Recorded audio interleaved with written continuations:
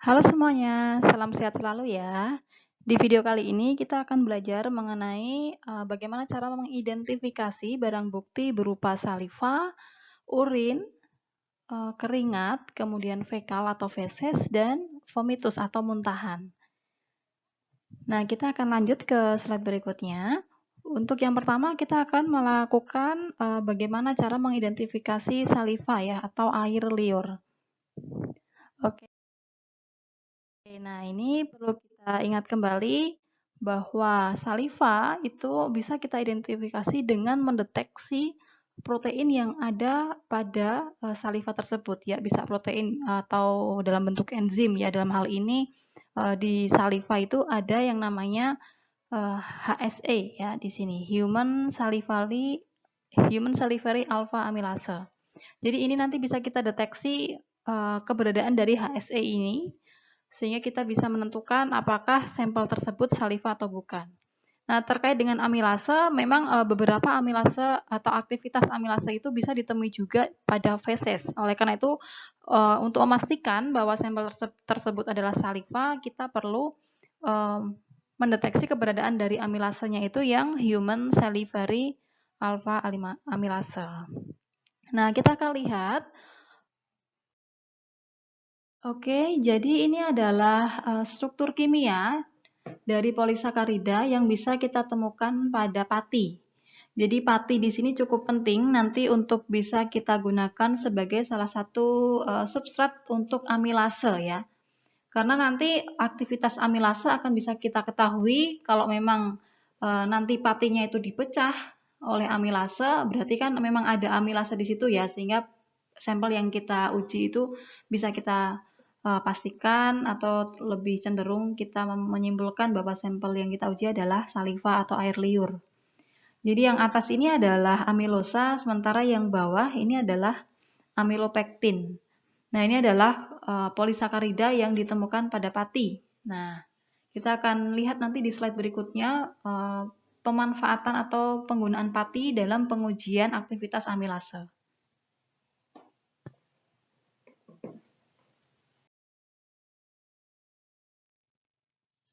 Nah, ini adalah beberapa uji yang bisa kita lakukan untuk mendeteksi barang bukti apakah barang bukti tersebut saliva ataukah bukan. Pertama, kita bisa melakukan presumptive assay, yaitu dengan pengamatan visual. Bisa juga melakukan pengamatan aktivitas amilasenya. Nah, aktivitas amilase bisa kita uji menggunakan start iodine assay, bisa juga menggunakan pengujian kolorimetrik ya. Nantinya kita lihat perubahan warna yang terjadi.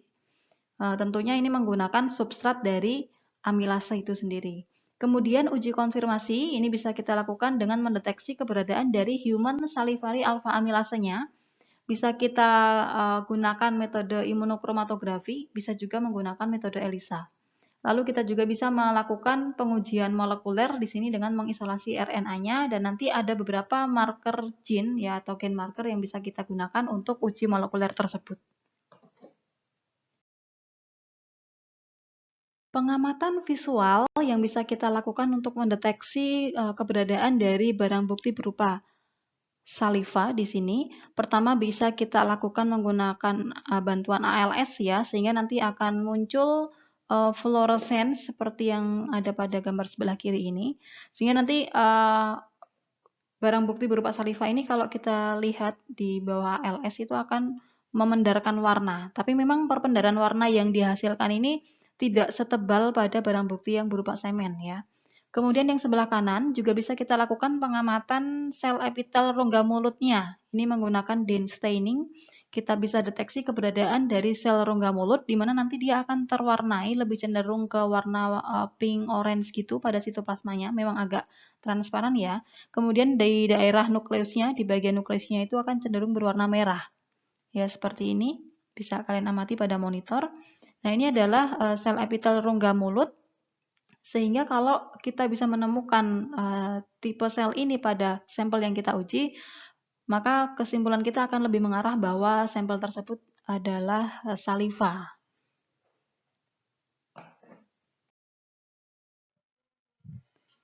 Nah, selanjutnya adalah uji start iodine. Jadi di sini maksudnya kita menggunakan gel agarus yang sudah diberi tambahan pati begitu ya.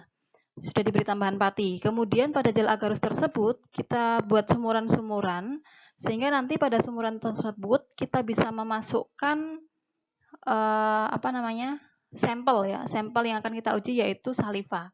Nah, kalau misalnya memang betul sampel yang akan kita uji tersebut adalah saliva, maka nanti di sekitar sumuran itu akan terlihat area putih.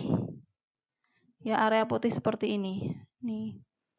Nah, area putih atau area tidak berwarna maksudnya di sini artinya warnanya bukan seperti di samping-samping ini ya, yang warnanya ungu merah ini ya. Nah, warnanya di sini tidak berwarna. Artinya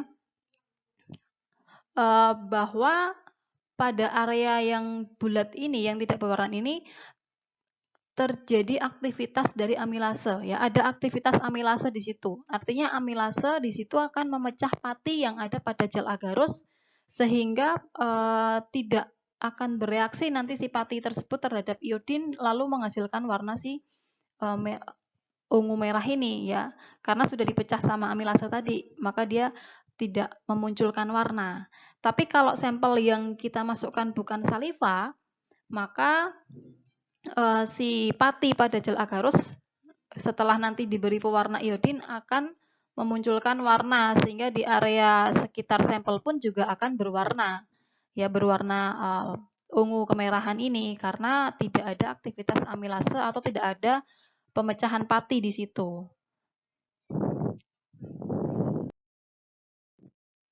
Nah, selanjutnya adalah uji kolorimetrik. Di sini adalah pengujian untuk nantinya kita bisa mengamati perubahan warna yang terjadi gitu ya. Nah, ini kita bisa pakai dye labeled amilase, ya ini substrat ya untuk si amilase itu, atau bisa pakai Fadebas reagen di mana nanti hasil positif itu akan menunjukkan warna biru seperti ini.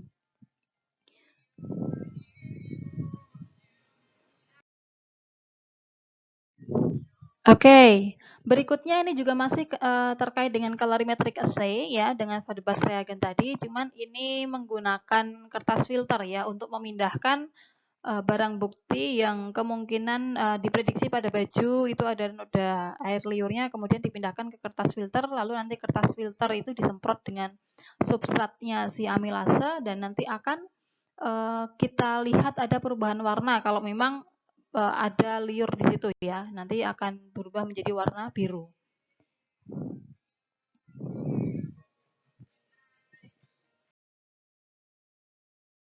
Oke, selanjutnya ini juga masih terkait dengan colorimetric assay. Ini adalah Salige, ini sudah reagen yang memang sering dipakai untuk analisis forensik di lapangan ya. Jadi ini kurang lebih nanti kalau memang positif barang buktinya itu saliva, dia akan berwarna kuning jernih seperti ini cairannya ya. Dan ini cukup cepat ya, kurang lebih 10 menit setelah diberikan reagen, lalu nanti akan memberikan atau menunjukkan hasilnya. Selanjutnya kita bisa melakukan pengujian immunochromatography assay, di mana nanti yang akan diuji di sini adalah keberadaan dari HSA atau Human Salivary Alpha Amilasenya. Kita bisa pakai ini ya, RSID kit untuk yang saliva. Ya, sama aja ini prosesnya seperti yang sudah saya jelaskan sebelumnya, yaitu menggunakan mekanisme pengikatan antigen dengan antibodi gitu ya.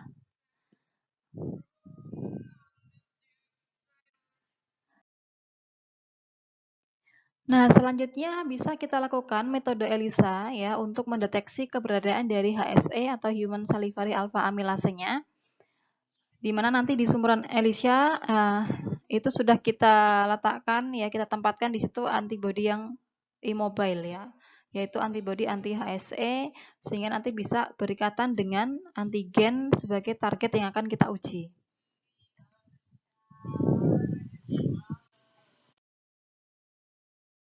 Berikutnya kita bisa melakukan uji molekuler yaitu menggunakan marker HTN3 dan STATH ya. Ini untuk marker histatin 3 dan staterin ya untuk pendeteksian barang bukti saliva, dan karena ini kita pengujiannya mengisolasi RNA, maka kita harus melakukan reverse transcript PCR.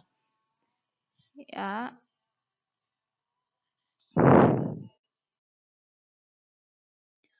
Berikutnya kita akan melakukan pendeteksian barang bukti ya untuk membuktikan apakah barang bukti tersebut urin ataukah bukan ya. Oke, kita perlu ingat kembali beberapa komponen atau bagian ginjal di mana ginjal ini merupakan penghasil urin ya. Kita ingat kembali proses pembuatan urin di mana nanti pada hasil akhir ketika si urin ini diproses itu akan ada urea dan akan ada beberapa komponen lain yang bisa kita deteksi di dalam urin.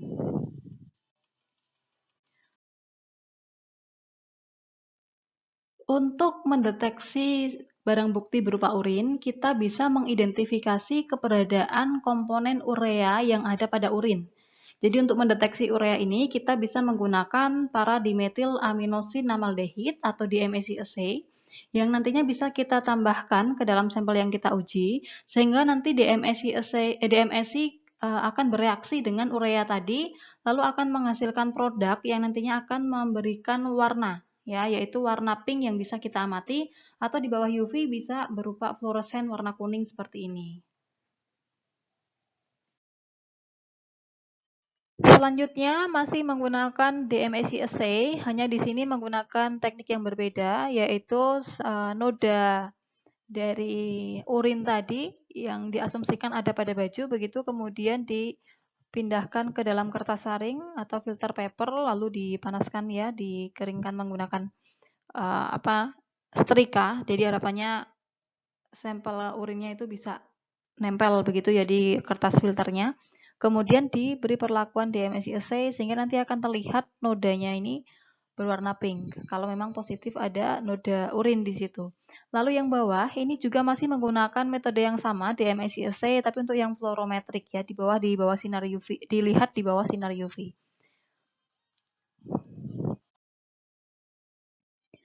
Berikutnya kita bisa mengidentifikasi komponen lain yang ada pada urin yaitu hasil reaksi ya atau hasil reaksi dari si urea yang nantinya akan dipecah oleh urease. Jadi urease ya ini kita katakan sebagai uji urease begitu ya. Jadi kita menambahkan urease pada sampel yang kita uji. Jadi nanti urease yang kita tambahkan, kalian bisa lihat reaksinya di sini. Kalau kita nanti menambahkan urease, maka urea ini akan dikatalis oleh urease ya, di breakdown sehingga nanti akan menghasilkan amonia di sini. Nah, amonia ini nanti bisa kita identifikasi keberadaannya ya dari bisa menggunakan substrat bromthymol blue sehingga nanti kita bisa mengamati adanya warna biru yang dihasilkan.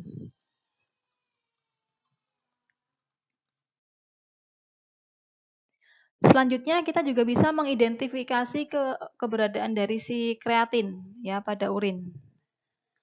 Kita bisa menggunakan metode Jeff Color Test. Ya, di sini kita menambahkan pikrik asid. Ya, jadi kita tambahkan pikrik asid. Nanti fungsi dari pikrik asid ini adalah untuk membentuk kreatinin pikrat. Jadi kalian bisa lihat reaksinya di bagian bawah ini. Nah, di sini kreatinin pada urin itu kalau nanti kita tambahkan pikrik asid, ya dia akan bereaksi dengan pikrik asid lalu menghasilkan kreatinin pikrat. Nah, kemudian kreatinin pikrat ini nanti yang akan bisa kita amati ya, dia akan memunculkan warna merah ya, merah yang agak cerah begitu.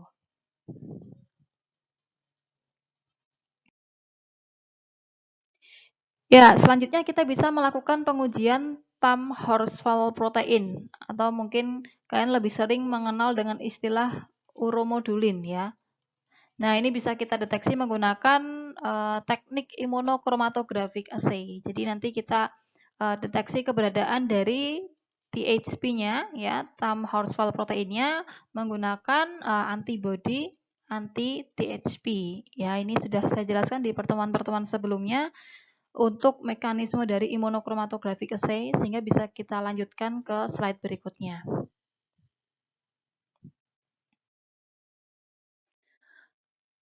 Selanjutnya kita bisa mendeteksi ketosteroid ya yang ada pada urin. Ini nanti ada beberapa macam ketosteroid konjugat yang ada pada urinnya ini ya. Konjugat 17 ketosteroidnya kita bisa temukan di antaranya ada androsteron glucuronid ya, androsteron sulfat, DHEA sulfat ya. Kemudian juga ada etiokolanolon glucuronid, kemudian juga ada etiokolanolon sulfat.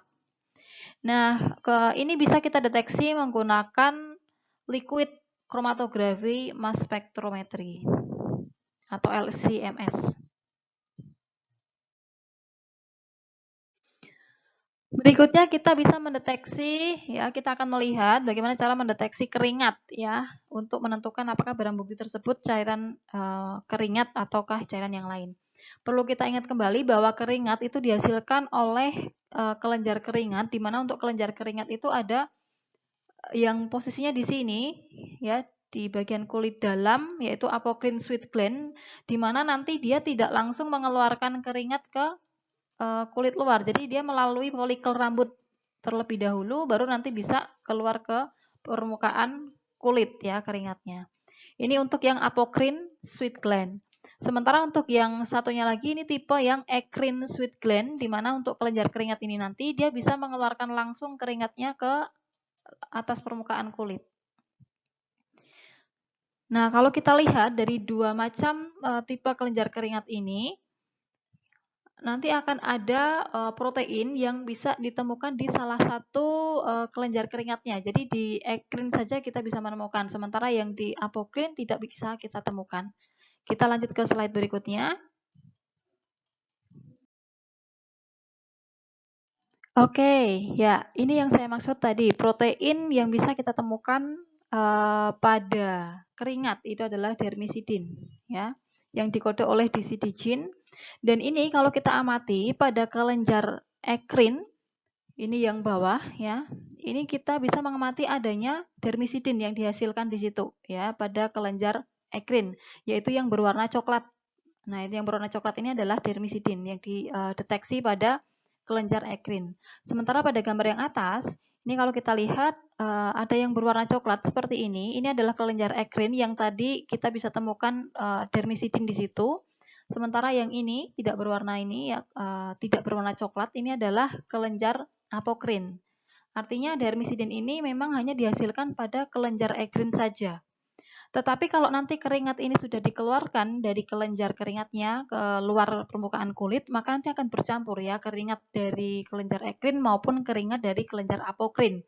Sehingga kita sebenarnya bisa mendeteksi keberadaan dermisidin yang ada pada keringat ya untuk mengkonfirmasi apakah sampel yang kita temukan itu keringat atau bukan. Ya, kita bisa deteksi dermisidin ini menggunakan reaksi atau mekanisme pengikatan antibodi, bisa juga menggunakan deteksi molekuler yaitu menggunakan marker disidigin.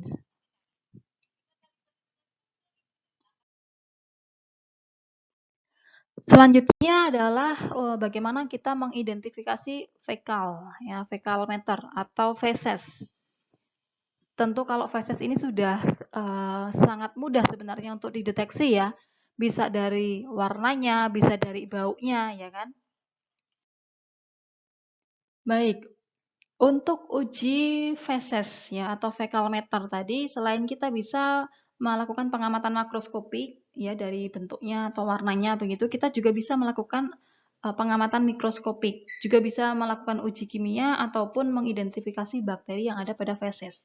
Nah, dari warna kita juga bisa mendeteksi nih, ini apakah feses atau bukan gitu ya. Dan warna feses itu sendiri kan ditentukan atau dipengaruhi karena keberadaan dari si urobilinoid pada feses. Nah, urobilinoid ini merupakan produk ya, produk hasil pemecahan him yang ada pada darah ya. Jadi ada urobilinoid yang bisa kita deteksi sebenarnya di dalam feses. Kemudian untuk baunya ya, bau pada feses ini bisa disebabkan karena adanya produk hasil metabolisme dari bakteri-bakteri usus ya. Sehingga bisa mengakibatkan bau tadi ya. Beberapa komponen bau itu misalnya seperti indol, ya, skatol, kemudian hidrogen sulfat, ini adalah komponen yang mengakibatkan adanya bau pada feses. Selanjutnya bisa kita lakukan uji urobilinoid. Ya, tadi urobilinoid itu yang berpengaruh terhadap warna feses tadi. Nah, keberadaan dari urobilinoid itu sendiri pada feses bisa kita deteksi, ya. Bisa menggunakan nanti mencampur zinc asetat begitu di dalam larutan etanol, ya. Kemudian nanti kita bisa melihat perubahan warna yang terjadi, yaitu warna hijau fluorescence. Nah, ini menunjukkan bahwa memang positif di situ ada urobilinoid. Ya, artinya setidaknya kita cenderung mendapatkan informasi bahwa sampel itu adalah feses. Nah, itu tadi menggunakan zinc asetat, ini adalah metode Schlesinger test, ya. Jadi ada dua tes sebenarnya, bisa menggunakan Schlesinger ini, Schlesinger test, atau bisa menggunakan Edelman test, ya. Untuk Edelman test nanti kita bisa menggunakan treatment, ya, treatment menggunakan mercuric salt, ya, garam merkuri, larutan garam merkuri, yang nantinya kita bisa melihat, ya, perubahan warna, yaitu adanya perubahan warna menjadi warna pink, ya.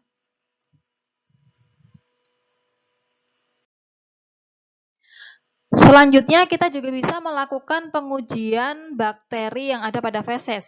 Ya, bisa kita lakukan menggunakan analisis molekuler, yaitu menggunakan markernya si RPOB gene ini, RPOB gene. Di mana RPOB gene ini adalah nantinya akan mengkode beta subunit untuk bacterial RNA polimerase, ya. Atau bisa juga kita mengisolasi bakterinya, kemudian kita identifikasi kalau memang ada di situ Bacteroides uniformis dan juga Bacteroides vulgatus. Nah, ini kita bisa mendeteksi sebenarnya dua jenis bakteri ini pada feses.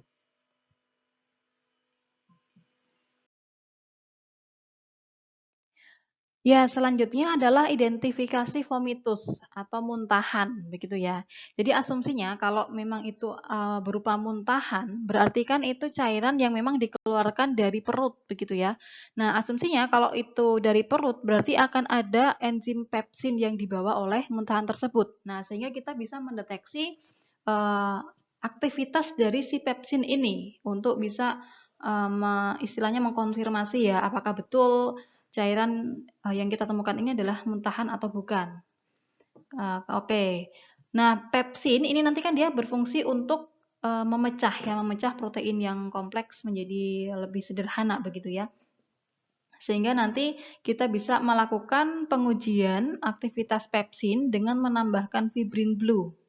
Jadi fibrin blue ini merupakan substrat, ya, substrat dari pepsin. Kita bisa tambahkan fibrin blue sehingga nanti substrat pepsin ini akan dipecah oleh si pepsin sehingga nanti akan menghasilkan warna biru.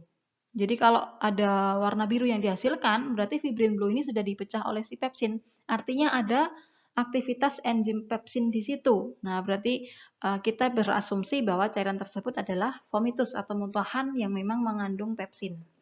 Kemudian fibrin blue ini juga bisa kita aplikasikan ke dalam bentuk gel agarus. Jadi kita bisa membuat gel agarus yang sudah ditambahkan dengan fibrin blue seperti itu. Kemudian kita buat sumuran-sumuran pada gel agarusnya. Lalu kita bisa masukkan sampel pada gel agarus tersebut. Kemudian kita inkubasi. Sehingga nanti kalau hasilnya positif vomitus, maka akan ada aktivitas pepsin di situ dan akan terbentuk cincin biru yang mengelilingi sampelnya. Nah, ini bisa kita amati setelah inkubasi tadi ya. Dan ini menunjukkan bahwa memang ada aktivitas pepsin. Sehingga kita bisa berkesimpulan barang bukti yang kita uji adalah vomitus atau muntahan. Oke, sampai di sini untuk materi kita pada video yang sekarang ini. Sampai jumpa di materi berikutnya. Semoga bisa tersampaikan dengan baik dan selamat beraktivitas kembali. Semoga sehat selalu.